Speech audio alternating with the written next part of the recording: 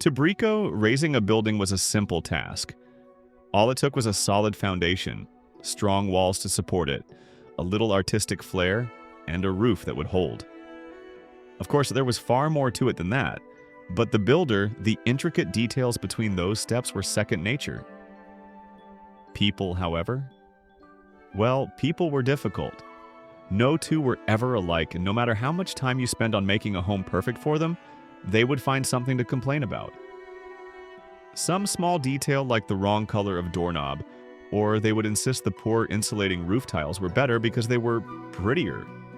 However, as long as someone paid the cost of materials, Brico would find whatever supplies he needed, load up his pack, mumble to himself about how wrong they were, and would not leave the lot until the last screw was secure, and not a speck of sawdust could be found. Then he would collect his pay, gather materials for the next job, and move on.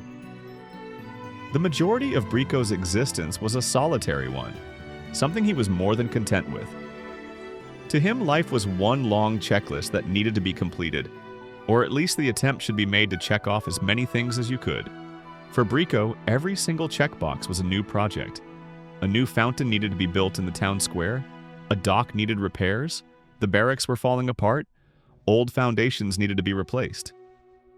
Day in and day out, he would toil to see the world become perfect in his eyes. He had hoped that one day, when he finally wore down and could no longer work, what he had made would outlast him and anyone that came after. Brico can still recall the last construction he worked on in the city.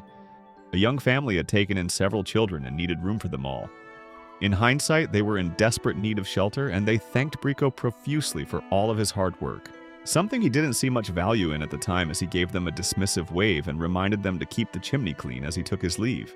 After that, he found himself idle as fewer people sought his services.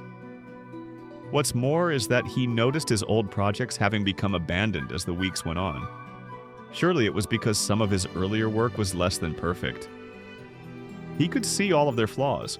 One had nails at such an angle that the beams would only last 2 decades instead of 3 before they needed repairs. On another, he had failed to account for the flow of water in the springtime and noticed damage on the exterior stones near the ground. These imperfections couldn't stand, and since nobody was around to complain, he took them apart one by one. Each became a pile of reclaimed materials he used to refurbish old constructions and touch up some that were still occupied.